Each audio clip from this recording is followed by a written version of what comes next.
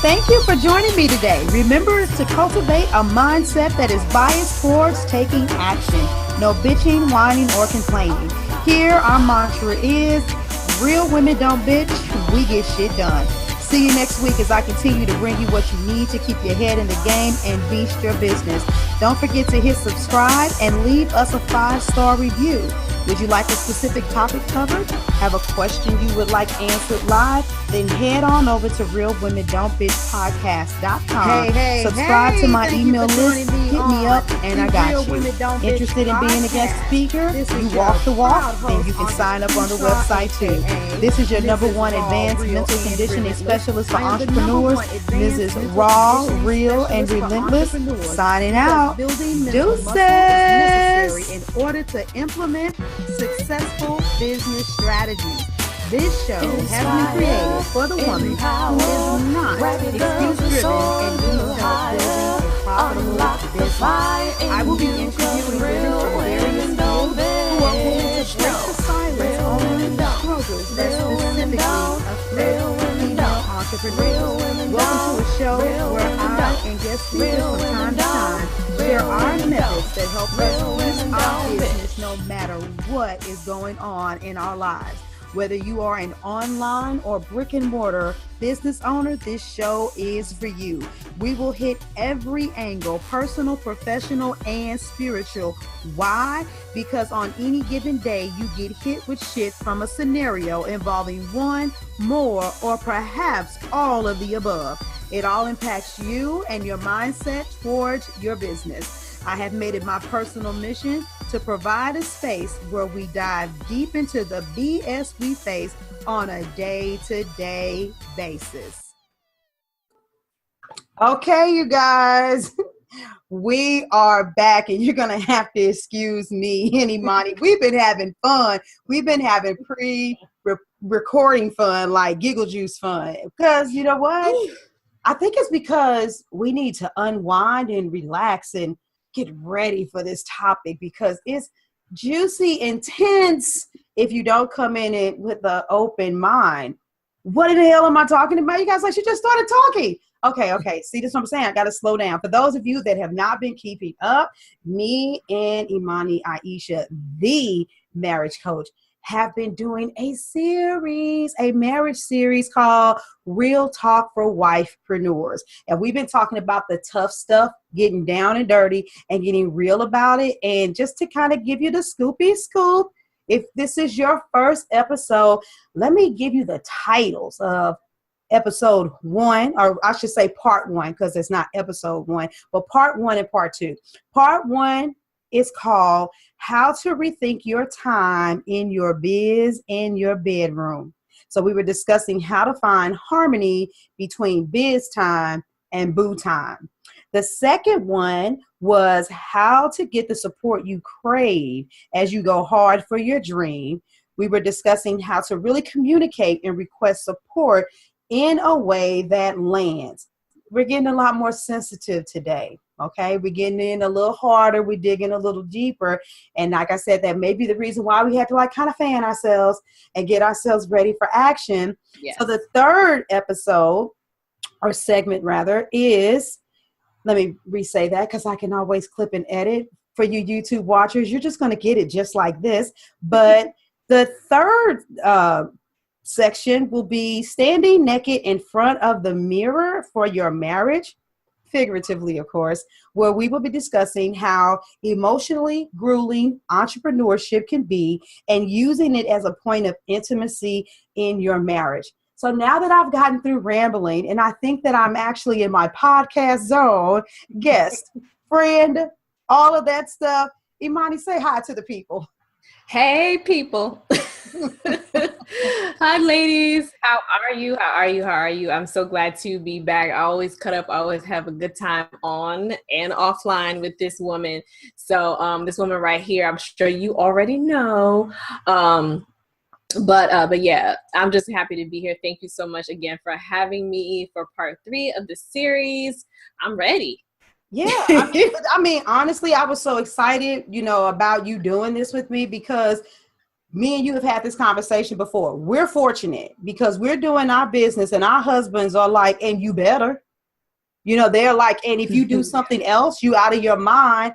How can I help you? Even if I don't really understand, it might be getting the kids and getting them for you, your child, getting the baby out of the way. But every woman doesn't have that. And you crave it. And what we need you to see is what's possible. We're coaches, and that's what we believe in. We believe in what's possible, and we want to have candid conversations. I like it how you say you don't like for people to just glaze over stuff. What's those tidbit pieces of advice that we're supposed to live by? What are they?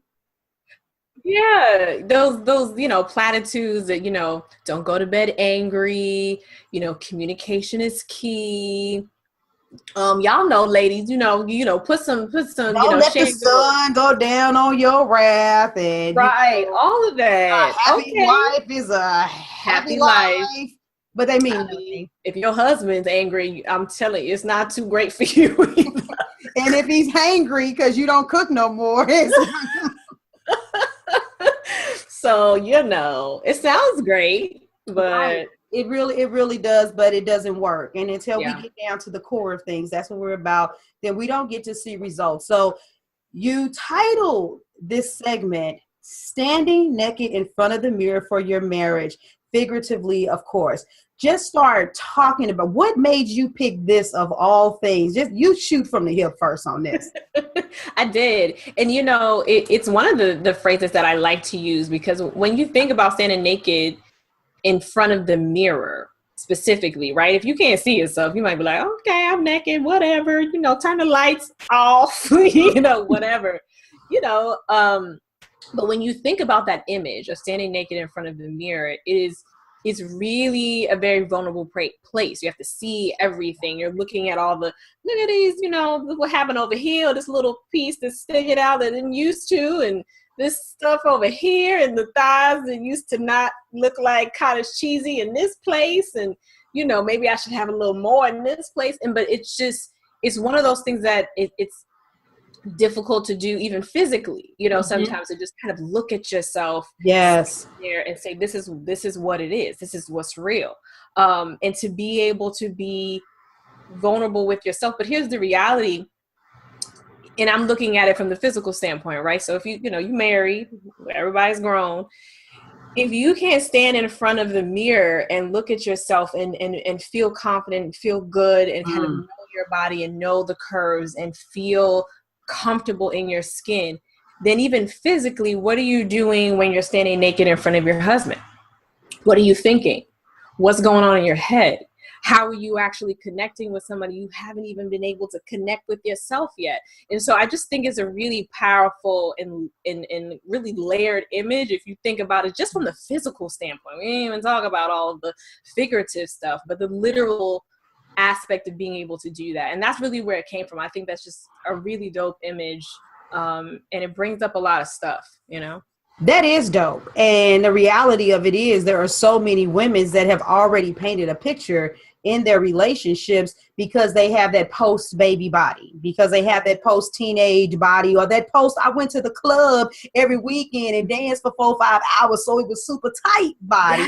Yes. Whatever that body was, you don't have it anymore. And insecurities, can rise up. And if you don't have any joy in looking at yourself, then you don't feel like your spouse has joy looking at you, which means that you withdraw. And so where you might have used to prance around, you don't prance around. You go around looking like Hazel all the time. And you're thinking the intimacy is dying because he must have something else on his mind. But at the end of the day, a man that has seen you give birth, a man that you have been through the battlefield with, he's going to look at those stretch marks as, beautiful war wounds. He doesn't care about that. And because relationships are so much more than just what you look like naked, you're missing the point. And if you can't get physically naked because everything is connected, then you can't get emotionally naked. And for the women that are suffering in your business and you want support and help from your spouse, you ain't getting naked and telling the truth about what you need because you already have an intimate disconnect. And so what's really going on with you is not what you really think is going on with you. Where are you at? What are you thinking? No, absolutely. And so, going into what you just said that in a nutshell, that emotional vulnerability and all that emotional stuff. And so, when you're an entrepreneur, you already have stuff that you're going to go in your marriage, but when you have a traditional job, there's stresses that come along with that, of being been there, done that, but a lot of times there's this idea, you leave your job, you tell yourself, okay, I'm going to leave my job, at my job, even though that doesn't always work, I'm going to come home, I'm going to be present. Again, doesn't always work. But when you're an entrepreneur, you're living it in every piece of your life, and it's intertwined in your life. And that includes your spouse, and that includes your children. So how you're able to handle and deal with the realities of, okay, I'm an entrepreneur, I'm weaving this into my life. What does that look like? Am I including my spouse in this? Am I comfortable talking to them about all the crap that I'm dealing with? Do I feel like I'm burdening them? For some women, I feel like I'm burdening you because, I'm building my business and it's growing, and I made 2 cents last week, and you're the one carrying us financially right now. And I'm still growing. So I'm like, oh, if I complain about it, it's going to seem like I'm complaining, and I'm, I'm taking on too much. So you may hold that in, and you're dealing with, suppression of what's really going on with you. Or it might be just the opposite. Like you're saying everything, and you're not getting the response that you want from your spouse. And so you start to back up, and you're, again, not going to be vulnerable and be open with your spouse about what's really going on. But you can't avoid it. It's intertwined in your life, Yes, and I like how you were kind of already segueing into basically what are some of these big, deeply rooted issues that arise in our relationships because of entrepreneurship. When you have a job, it's like I have my job, and when I'm at work, I'm at work, and when I'm at home, I'm at home, unless of course you're in a field like being an attorney or being a teacher, or you have an upper level management position where you take your work home with you. But there's still almost like this thing where when I'm at work, I'm at work. When I'm at home, I'm at home. But when you become an entrepreneur, because you're trying to get a handle on your time, on your schedule, how things flow, you're growing, you're changing, you're dealing with rejection and a whole bunch of other stuff from people not taking your products. So many other things are going on, and it's intertwined in all parts of your life, and trying to figure out how to find the harmony and all of those things can be very difficult. And then I hear the communication thing coming up again. And I want to throw up something because I heard you speaking on a live a few days ago, where I know another issue with entrepreneurship, especially for women, we aren't talking to our spouses, but we're talking to everyone else. And all of the everyone else's might be the person that would tell you something like, girl, since your business ain't where you need it to be, and maybe you should go get a part-time job. Maybe you shouldn't be doing this. And so while you're also trying to pursue your dream, you're also dealing with insecurities because you also have to question your circle. Those are just some of the kind of things that I was thinking about the realities, but this is something, that you have to face. I didn't know, did you want to add a couple of other things in there about some of the dynamics that change in relationships because of entrepreneurship? Yeah, I mean, that's definitely one. And one of the things is, what women kind of start to talk about. And when I talk to some female entrepreneurs that are married, they'll say some things that really lead to this feeling of guilt. Right. And there's all this guilt that they're holding, because they'll be like, you know what, Imani, I wake up thinking about my business. I think about business throughout the day. I'm thinking about it when I'm laying next to him, like I'm constantly thinking about my business. And there'll be times where he wants a little time. He wants a little attention. I'm like, oh, I ain't got time for you. I'm working on my business, And so and he's like, okay, well, where do I fit in? When does that happen? And so even though they're focused and they have all these reasons, why? Because we have all the reasons. We have many reasons. Yes, we do. We have many reasons why we do what we do. So you're focused and you're motivated, and it's like, they're like, you know what? I can't turn it off. I don't turn it off. I can't sleep sometimes. And I know I'm not spending enough time with him. I know I'm not giving him attention.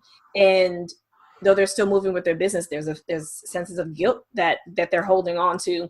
And it comes out in various ways in your marriage, usually in conflict. Okay, so my question, because I like to ask the hard questions, is that okay? Is that okay? I mean, a very think about your simplistic business 24/7. Get no sleep. Spend no time with your family. I mean, it's a simplistic question. Yeah. No, you're right. But when you said it the way you said it, it sounded like, oh my God, and I'm just so passionate. I have this. It's true. I'm going to save the world. I'm going to feed all of the starving children. I'm going to help all of these mommies make money. I'm going to get people off the street. I'm going to start this nonprofit. I have a purpose-driven life, and I can't help but think about it all the time. And this is a good thing. And so my hard question is for the women that are listening and that are thinking that way. My first hard question is that okay? And I'm going to go ahead and throw my second question out there. Isn't it something wrong with the word can't? Take over. And I'll even add to that, August, if it's okay. Is it okay with you? So not this like universal, is it okay? But how does that sit with you when you're like, I ain't got time for you? We married, but I ain't got time for you. That's, it is, when we say it out loud, it sounds like, what? That doesn't make sense, right?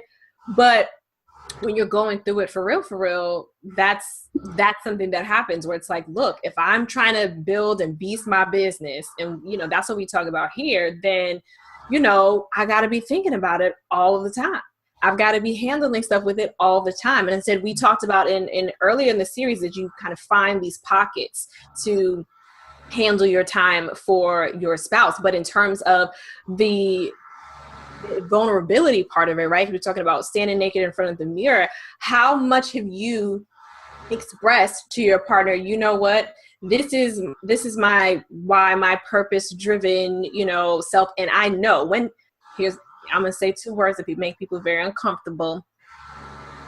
How many of you really take personal responsibility for, I'm like, that personal responsibility can, check the ego for a second. I call it ego checking. Not to be confused with Nikki Giovanni's ego check. But you check the ego at the door. And how many of you really take personal responsibility? Say, you know what? I have dealt with this in a more obsessive manner than I realized. And it's not even healthy for me. And I'm not infusing this into my life. I'm making it my life. And the boxes that I wanted to blow up or step out of, I'm actually putting myself in a box. I'm saying I'm an entrepreneur, period. And this is what entrepreneurship has to look like. Exactly.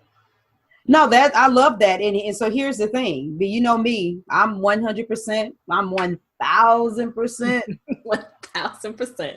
Quotable inside joke. I'll never feel the same when I say it. But look, I got to get my train of thought back to what I'm saying. I'm going to be doing a lot of editing on this episode. I say roll with it. Y'all know the real. No. I mean, because this is an impromptu conversation. It's not planned, and literally that's just being real. But back to what I was about to say is when you dive so hard into your business and that begins to define you and to define your purpose and to define your life, what happens if that business was not there? Mm-hmm.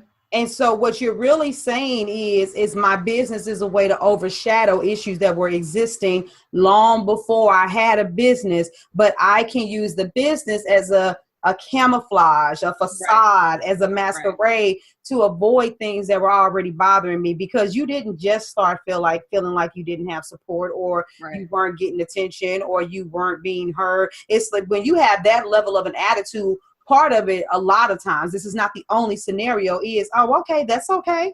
He wanted to hang with his boys and do whatever it was he did. And, he wasn't really focused on me, but that's okay, because now I've got my business. And then building a business and the realities of it hit you, and what it looks like in order to make it then start coming out. What about the issues that don't even have anything to do with him? Here's another scenario. Not saying that these are left to only two. If you were already having issues with setting a goal and actually accomplishing it. If you were told when you were younger you weren't going to be able to be anything when you grew up because you were a loser, if a path was set for you and you weren't accepted by your family members because you didn't want to be a doctor, lawyer, Indian chief, then what you're doing is overcompensating for your self-esteem. You know, it doesn't even necessarily have to do with your spouse, but what is that underlining issue that you don't really want to admit that actually exists that you're trying to cover up by delving into entrepreneurship? Is there a scarcity mentality? I'm gonna stop and let you pass the mic back, but here's the third one.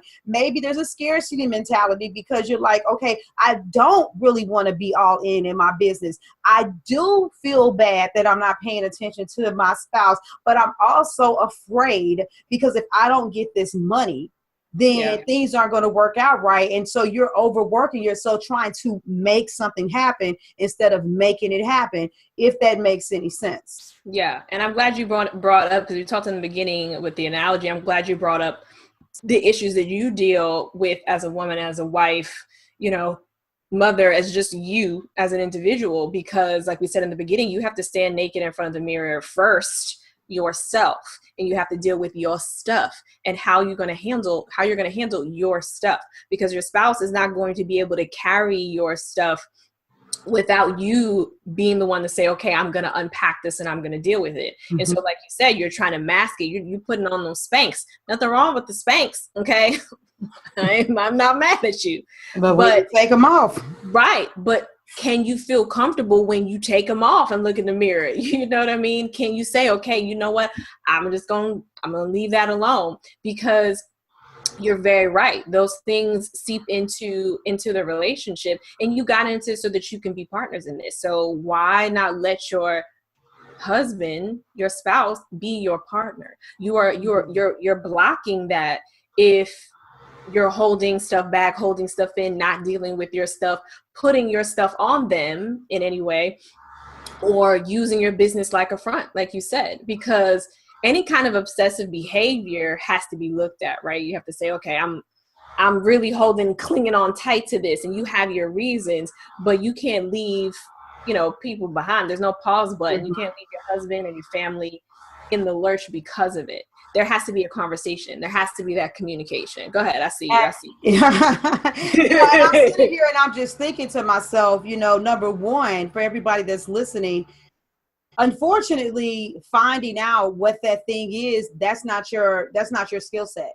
Mm. But what you can identify is whether or not your behavior is obsessive or not. Yeah. You can literally say, yeah, I know that I think about my job too much. Every once in a while, my entrepreneurial endeavor too much. I have a tendency to feel bad because I haven't done these tasks and God knows how long, as opposed to just regimenting and taking it out of my schedule. No, I feel shame because I know that I'm leaving everything else out. Right. When you know that, then that's when you reach out to someone like Imani and say, okay, help me figure out what this issue is. I had a woman who I was working with, and I'm like, okay, look, you got to get on your grind. This is what you do. And I'm sitting here telling her, I can see what your skill set is. Why are you running away from this? And she was like, oh, I don't know. And I'm just not getting this assignment that you're giving me about the ideal client. I'm like, girl, this ain't rocket science. It's just a couple of basic questions, but that's okay. Tell me what you're feeling, what you're thinking, what you're going through, and then I'll give you something else to do. And she could not give me anything. It took her literally almost 45 days, like a month and a half, to finally come clean and say, okay, this is my block because I got this issue with my spouse and this stuff is really messed up. And it was so tough that she was blocked and couldn't move forward with her business. Admitting it was just the first step. And after talking through it and going, she was still kind of just, out of it. It was about a total of 2 months. And then all of a sudden it's like, bam, getting it out, expressing it, having the conversations, doing the deep journaling, all of that stuff. Now I look at her and I'm like, she's a beast. Look at that woman over there. Look at what all she's able to do. And so my thing is you could want to cover it up. You could want to say that it's not that bad. You could pretend like it's going to erase itself, but it's not. And I'm giving you all an example of a client that I work with. But I just want to let y'all know I don't do those. That's why we got Imani on here, because that time I said, Lord have mercy, I need to refer you to a marriage coach, because this whole session has about just destroying. I'm wore out. It ain't my cup of tea. My hat goes off to you. It's heavy. For doing what you're doing, because that is something to bear. But you guys got to understand, what you need to do is accept the fact that the irrational behavior, the obsessive behavior is there. Then you need to get the help to clear that. Right. No, I agree. And it is heavy. You know what I mean? You are, we talk about our businesses being our babies. You're creating an entity in your life that does. It takes energy. It takes thoughtfulness. But, you know, that's why we did this. You know what? That's why we did this in this order, because we talked about the time. We talked about the support.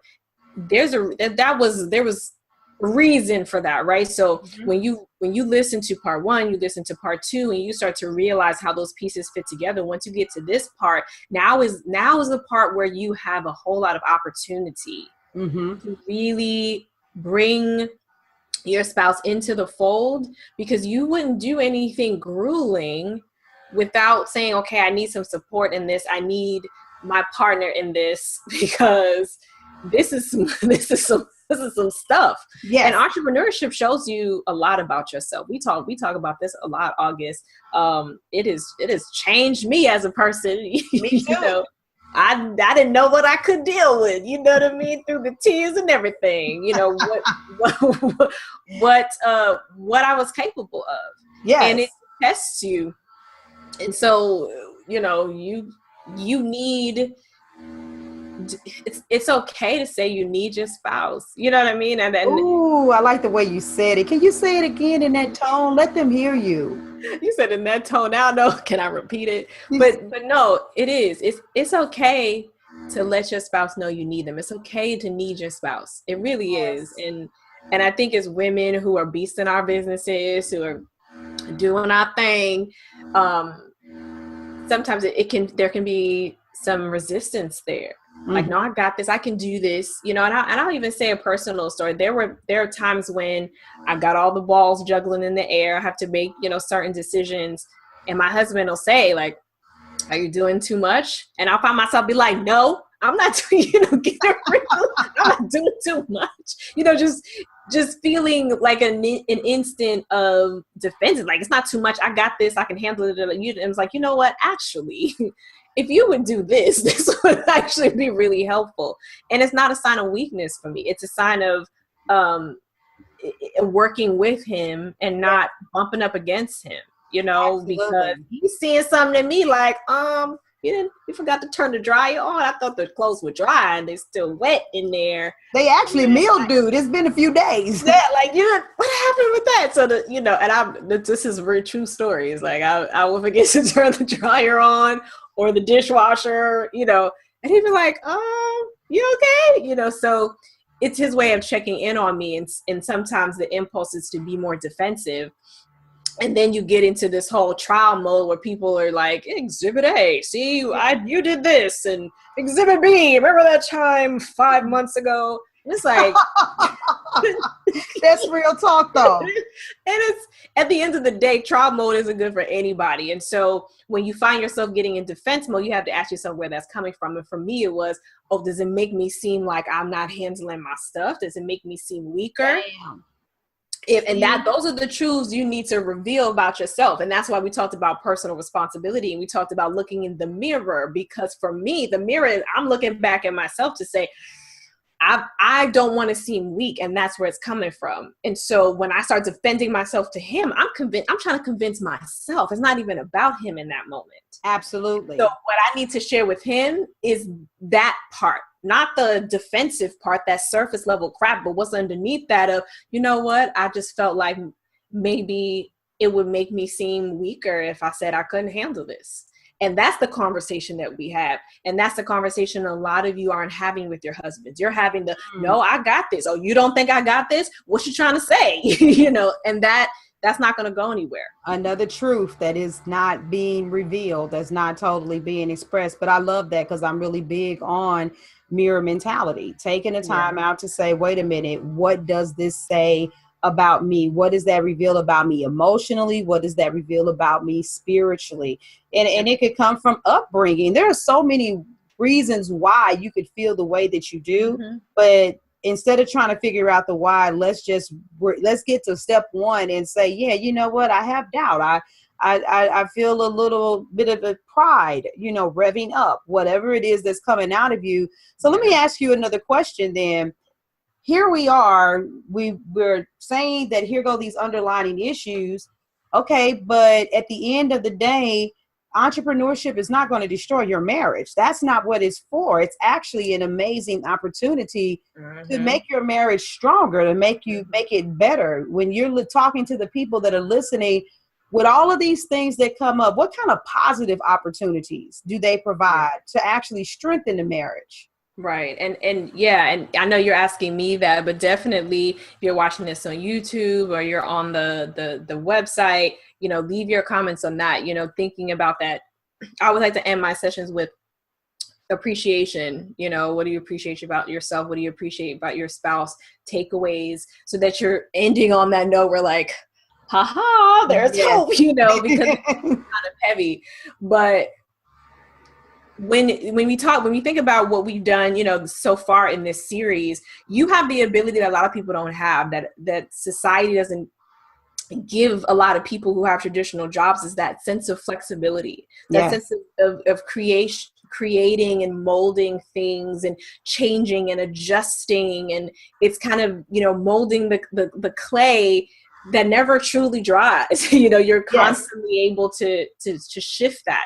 And so that is a beautiful thing, because when you think about it, and I've said this before, and I say this is my inspiration for the gift that I have for people around time is, that the bulk of your time is spent at work. If you go to a traditional job, you're talking about 10 hours away from your family and your spouse. Yes. Spend all this time with your employees. That's the reality for a lot of people. They spend the equivalent. I did the math on this when my husband and I were working outside the home.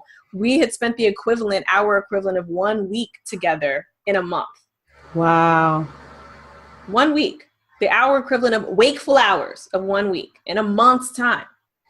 Wow. And so when you realize that reality, it is a blessing to be able to mold and to carve and to be flexible and create in that way, to say, what do you want it to look like?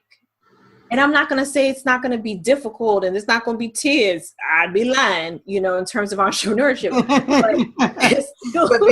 But being real. Right. But there's still that opportunity to say, okay, this is what I want it to look like. On Tuesdays, I only want to work half a day because my husband gets home early and we can have a quick, dessert date, or we can share a martini real quick when the kids are playing in the living room, or that's the day where we get takeout. So I don't have to make dinner and he doesn't have to deal with dinner, and we'll just, have a family game night. And then after the game night, the kids are so tired, they go to bed. And that's the night that he get a little something extra, whatever it is. Okay. But whatever it is, you have the ability to do that. And so all of the heaviness you feel about entrepreneurship, looking at the positive, not just in what you do, because of course you're serving people, but the positive aspects it has in your household, where you say, this is really an asset. This is really this really gives me the ability to connect to you in a way that I wasn't connecting you before. Because like I said, entrepreneurship is like therapy. Okay. It really tells you a lot about yourself.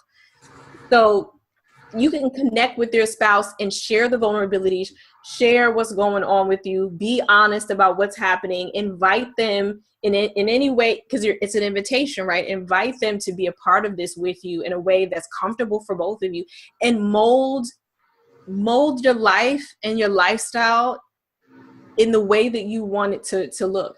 Take the steps towards that big vision that you have. And know that it can always change. How fun is that? Like, it's not like we're not robots.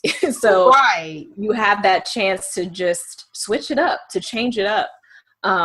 So, it's really an amazing thing. I know you feel blessed. And you've talked about your own story about being able to pick up and move, and that knowing that it wasn't under the best circumstances, but having the ability to be able to do that. You saw the blessing in that. You saw the blessing in being able to say, and my business didn't shut down when I did it. Because I'm still running. Yeah, for those of y'all that don't know, I was in Houston, Texas, Hurricane Harvey. We gonna leave it right there. You know, hope that's not a spoiler alert. Spoiler alert. Did I just spoil the story? No, it ain't a spoiler alert. They don't all know. They don't know. They okay. But it's, you know, just a little tidbit because I know that's one of the things that resonated with me when you said it. It's like, man, yeah, that's part of the blessing. And Larry was right there. You know. Yeah, I was listening to you talk, and I was actually just sitting here thinking about how, number one, yes, I'm blessed that my marriage, it literally was divinely ordained. That's a whole nother other story of how the vision even came to me that him and I were supposed to be married. 11 years later, us still being together and happy. Yeah, I think I heard the right signs, you know. Yes. But we've always been very supportive of each other. And, you know, he has worked for a job. He started his own business. I've always had my own business. I was a cosmetologist for 20 years.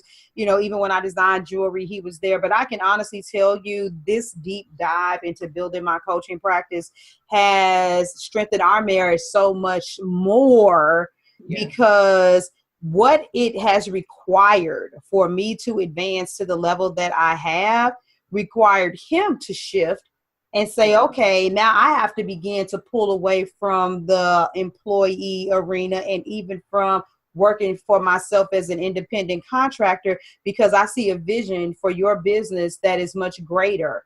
And what I'm doing requires my body, my strength, and my time. What you're doing requires your mental muscle and your time.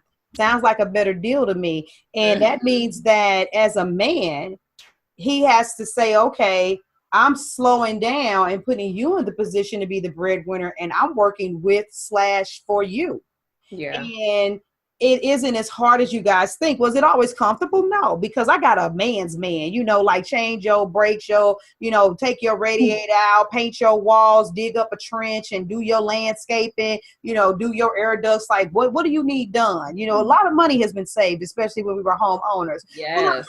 You know, but I'm just saying, I got a man's man that prides himself in being a provider. And for him to switch gears like that, our marriage is much stronger now because for him to lay all that down on the line for me as a woman, me understanding what that meant for him, not just thinking about things from my perspective, but doing a role reversal and looking at things from his perspective, it's like, wow, he really does love me and he really does believe in me. And that's something that sometimes if I just sit in meditation, I can start crying about it because that is rare and that isn't. But if I didn't have those conversations that you're talking about with saying, babe, look, we got to talk because I need you in this fashion. This is really hard for me. I'm feeling stupid. You agreed to let me spend all this money for this course. And now I don't know what I'm going to do because I'm not going to make any more money. And I've watched all these videos and I've made this lead magnet and I keep going live on Facebook. And, you know, it's month 2, 3, 4, 5, 6, 7, 8, 9, 10. I still don't have any clients.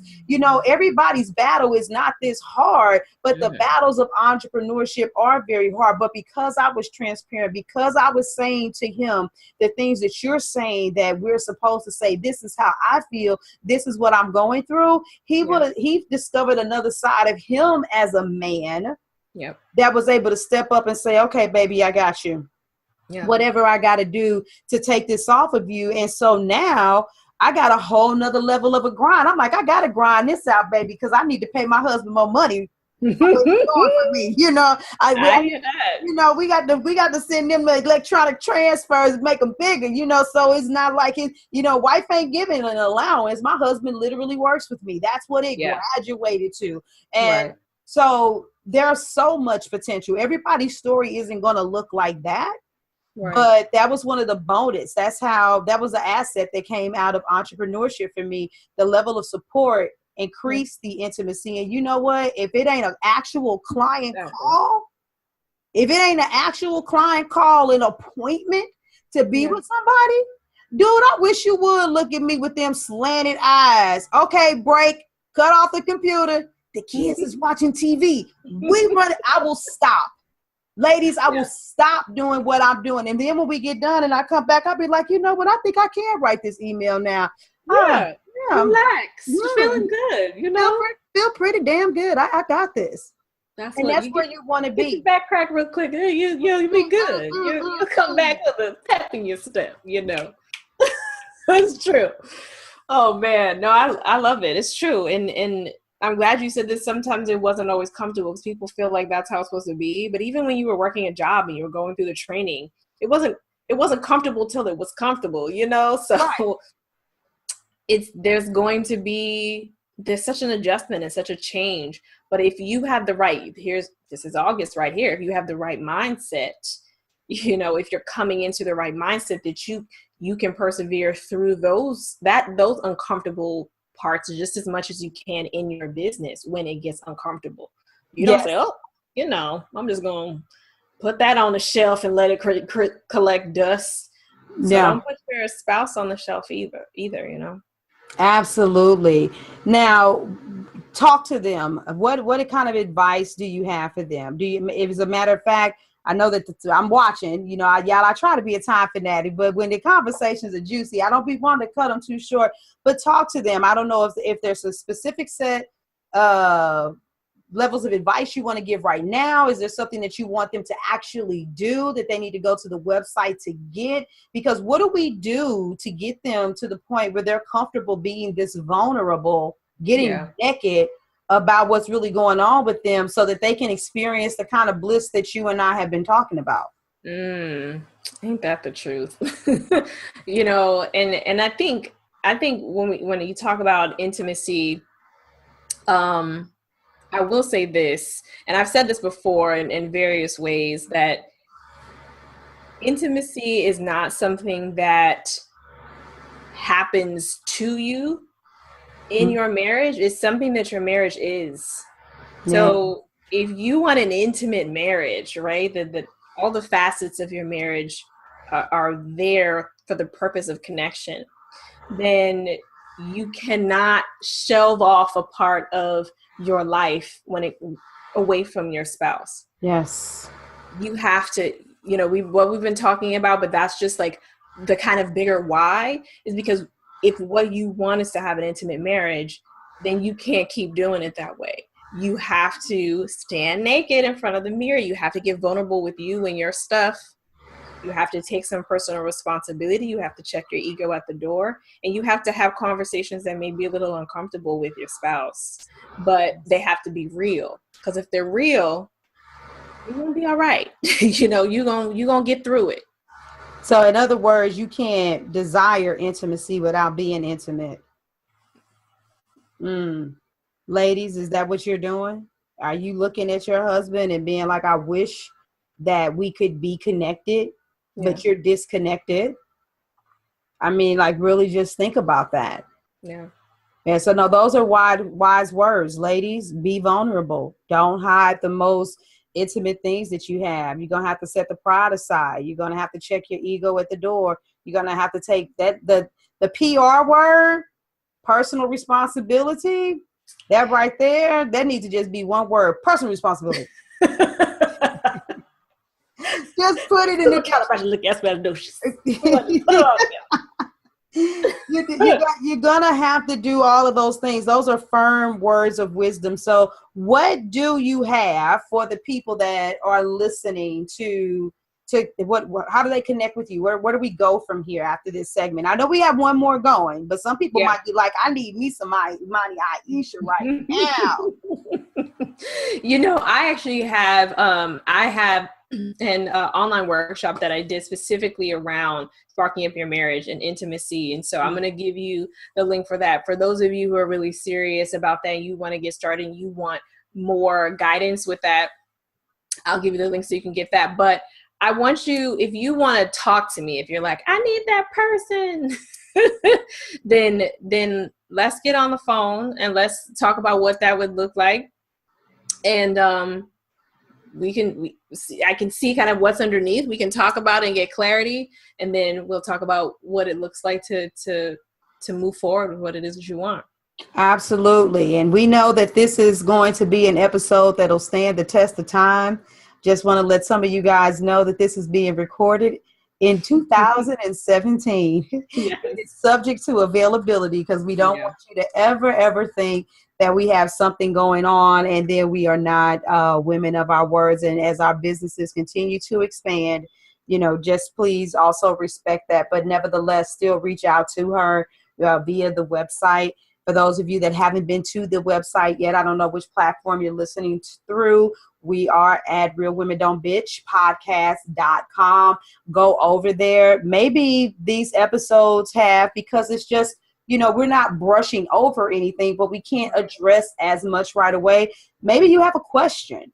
Maybe there's something else that you want to be discussed a little bit more thoroughly, just as a topic in itself. You can always go to the contact page and submit your questions as well. And who knows, this is one of those, for real, Imani, I could see myself potentially even making this a quarterly or a monthly thing where it's like, hey, come on to the show and let's have those moments where it's specifically a day for the wives, because I mean, it doesn't come and go with just a few things. This is a continuous battle that a lot of people deal with, women, not people, but a lot of women deal with in their relationships. And so if that's something that you need, something that you're thinking, she's not one of those special guests that just said, hey, I want to speak on your podcast. I know this woman. I know how to find her. Yes. I got her address and everything.